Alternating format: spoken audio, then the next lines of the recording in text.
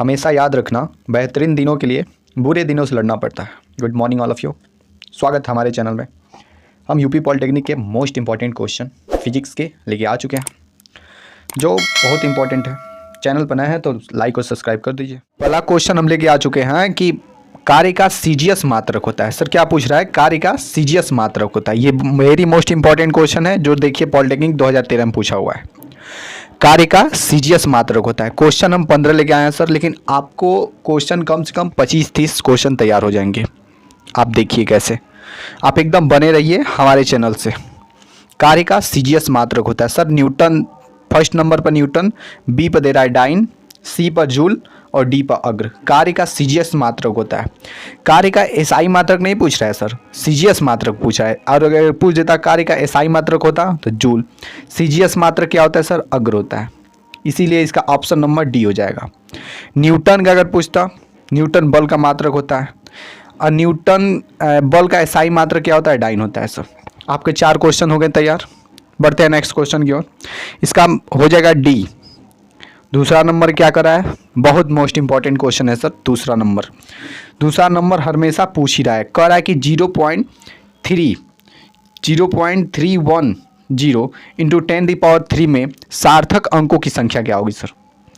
सार्थक अंकों की संख्या 2011 में ये भी पूछा हुआ प्रश्न है। पूछ रहा है सार्थक अंकों की संख्या क्या होगी। अब बताइए सर, सार्थक अंकों की संख्या क्या होगी? बहुत लोग 6 अंक मारेंगे, बहुत लोग 6 कहेंगे, 6, देखिए 6 नहीं होगा सर। देखिए ये जो सार्थक अंक नहीं है, जो 10⁻³ है, इसे कोटि मान कहते हैं। इसे क्या कहते हैं सर? कोटि मान कहते हैं। सार्थक अंक कहाँ से गिने जाते हैं? दशमलव के इधर। दशमलव के इधर जो है ये 310, यही सार्थक अंक है। इसमें कितने अंक है सर? 3, 310, 310 यही सार्थक अंक। इसका ऑप्शन नंबर बी करेक्ट हो जाएगा। बढ़ते हैं अगले क्वेश्चन की ओर।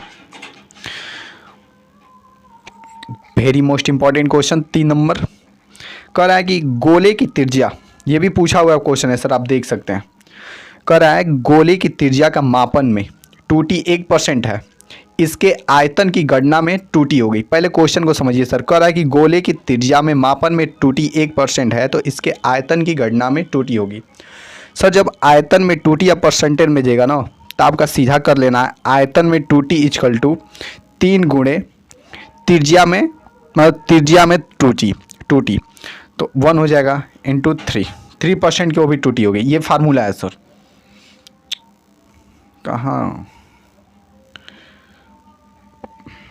ये आपका फार्मूला है सर। ये हो जाएगा 3। इसका ऑप्शन नंबर बी सही हो जाएगा। बढ़ते अगले क्वेश्चन की ओर, जो हमारा क्वेश्चन नंबर 4 कह रहा है वैद्युत विभव का एमकेएस मात्रक है। वैद्युत विभव के एमकेएस मात्रक होता है sir, volt, ampere, coulomb, Newton प्रति कूलाम। क्या होता है सर? ऑप्शन नंबर ए, वोल्ट।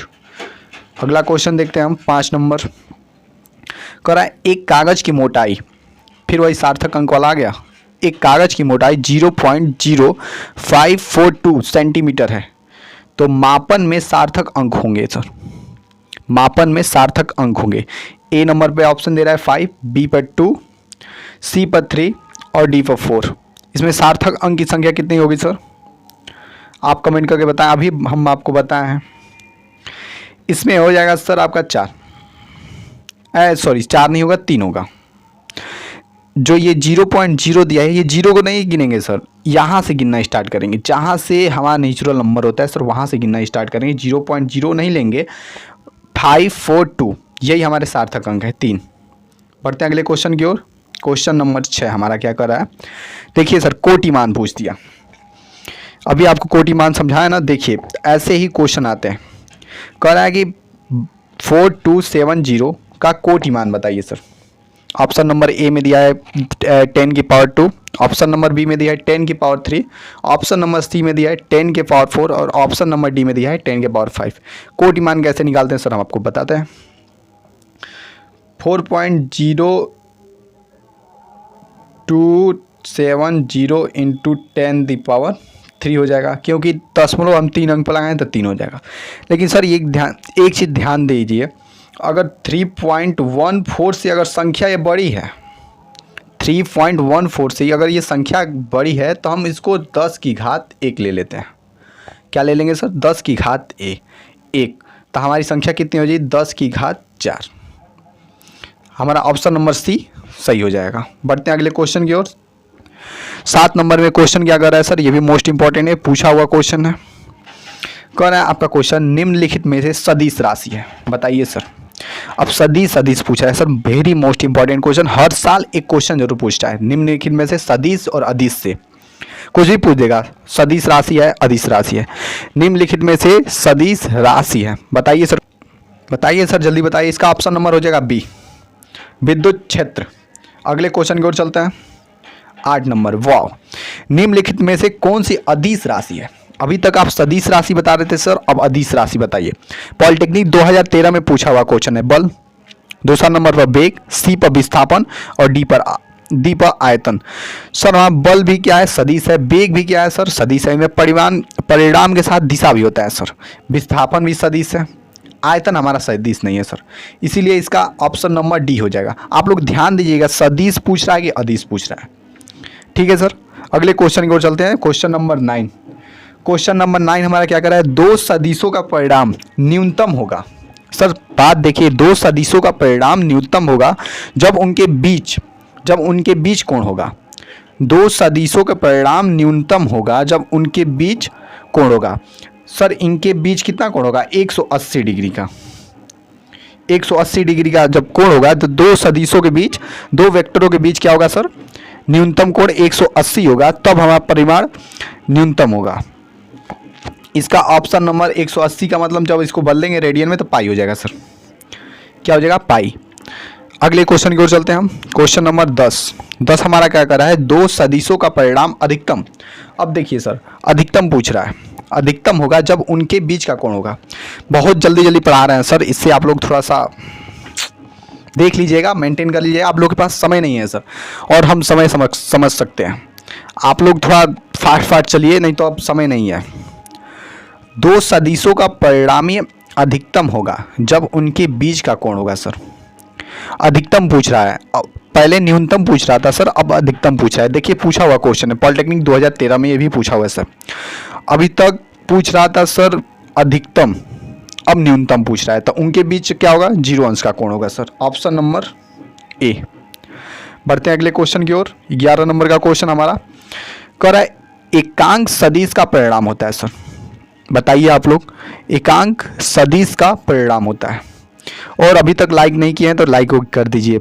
नया चैनल है हमारा, थोड़ा सा ग्लो कराइए आप लोग, तभी और अच्छा लगेगा हमको। कह रहा है एकांक सदिश का परिणाम होता है 1, 0, अनंत, इनमें से कोई नहीं।